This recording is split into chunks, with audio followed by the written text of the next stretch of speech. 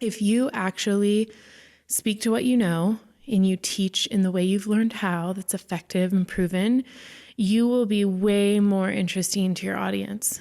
And they will not care about any guests. In fact, if you keep bringing guests on your show, they'll be like, stop bringing these people on that we could hear on any other show. We want to hear from you. That's why we're listening.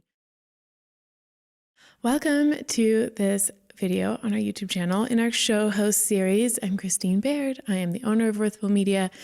We're a boutique production agency for seasoned personal brands who podcast in YouTube. If you know what that means, you know what that means. But even if you don't, we're glad you're here. Pretty much we're sharing really helpful insider tips about being a really good show host if you have a personal brand, meaning like you're really experienced in what you do. People know you for what you do. You're probably like a coach, a consultant, an author, a speaker. And the reason we're doing this whole series on our YouTube channel is because you're our clients. This is who we work with. We want to help make everybody, whether you're clients or not, become a better show host, because if we're going to make media and we're going to fill it the internet with our stuff, we want to make it good and we want to make it valuable and we want it to play to our strengths. And that's what I love doing as a producer of YouTube and podcasting for personal brands. Okay, there's the intro. Here's where the tip comes in for today's video. We've developed a quiz to help anyone discover what kind of show host they naturally are when it comes to podcasting YouTube shows for personal brands. You can find the link in the video description. It's totally free. It takes 30 seconds. And there's 3 different show host types that you can come back as. So you take the quiz, you find out what show host type you are, and you get a great set of information and follow-ups and case studies to help you kind of dive in deeper and learn better how to be a great show host that you naturally are. So I'm going to take the next 3 videos and kind of do a deeper dive on each show host type so that you can listen and watch me talk about it if reading's not your thing, or if you just want to kind of get some more insights. Easier to get more information to you through video and audio than just through reading. So first type that is actually the most common. So this might surprise you, but if you take the quiz, this could likely be the type that you come back as, is what we call the expert show host. And an expert show host is really seasoned in what they do. So you've probably been teaching, coaching, researching, writing, speaking about your niche area of expertise for at least 10 years if you're an expert.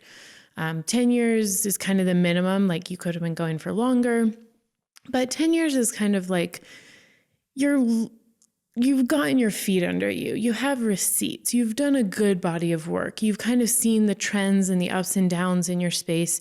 You have a good perspective. You have solid evidence that you've created yourself of what works and what doesn't. And so you're an expert, right? Like that is what an expert should be. And it really tells when you host a show as an expert whether or not you know your stuff, whether or not you're just kind of parroting what you've heard other people say, or whether you have your own solid, original, proven ideas that you've worked with many different people on, you've seen the results, and you are like, yeah, this is the real deal. And I know it because I've done it for a long time. Now, what might surprise you about an expert show host is they're actually not well suited to interview people on their show. It's not going to be your forte.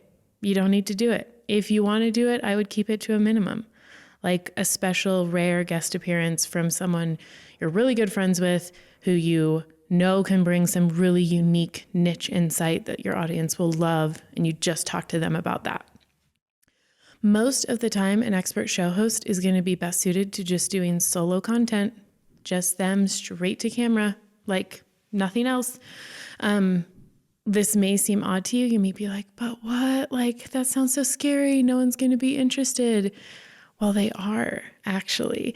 And this is what I always tell our clients who are expert show hosts. If you actually speak to what you know and you teach in the way you've learned how, that's effective and proven, you will be way more interesting to your audience. And they will not care about any guests. In fact, if you keep bringing guests on your show, they'll be like, stop bringing these people on that we could hear on any other show. We want to hear from you. That's why we're listening. We want to hear your unique perspective and your unique insights. So That's what a show host who's an expert is really well suited to. So you probably have a solo show. You could do audio, you could do video. It's easier to do audio if you're an expert. You don't have to handle all the video, but some of our clients who are experts actually do YouTube mini series. And so they come into our studio, we batch record over a day or two, and we do a whole season all at once. And then they have the full support of our team and they can really deliver their best content and we make it look the best possible. So if you are going to YouTube as an expert, of course you can do like what I'm doing, just something simple, but it's going to look its best if you like hire a crew and go to a studio and really put in some extra production value. Audio podcasts are awesome for experts because you can just do it from home, put out really good content, whether a seasonal show or an always on show, and your audience will just sing your praises and tell all their friends and love it because you're giving them the goods and you're the expert and that's what they're interested in. So this is the most common type of show host because most of us, if you're a few decades into life, you've got some experiences, you've got some receipts, you kind of have a good perspective. And so you can talk to that. And most of us are most comfortable talking about what we know.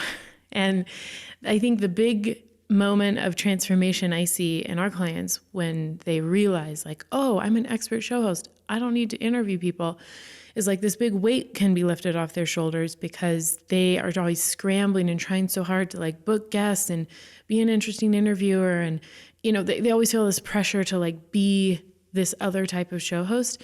And when we point out like, you're actually really well suited to making solo content, they're like, now, of course, it takes some more of your time because you can't just hop on a Zoom call and chat with someone and call it a day. But over time, you'll get really good at just sitting down for a recording session, creating an outline, recording, and done. Your episodes are probably like 20, 30 minutes, nothing crazy. And so it's a little bit more work up front to like learn how to be a good show host for a solo show. And you do have to prepare a little bit, but over time, it'll be so much quicker and easier than interviewing guests. Okay, if you want to know more and you're intrigued and you're like, I think this might be me, definitely take our show host quiz, see what your results are. You'll get an email with a whole detailed, great explanation and case studies and examples so you can kind of dive deeper if you think this is you. And if it's not you, stay tuned because we have other videos coming out covering the other types of show hosts, which is the curator and the maven. And again, we're talking about personal brand show hosts in this series. So this is a niche within podcasting, but it's the niche that we work within at Worthville Media. So we know it pretty well. Okay, that's it for today. Subscribe to this channel. Obviously, we're going to be dropping new videos every week in this series, and I'll see you in the next video.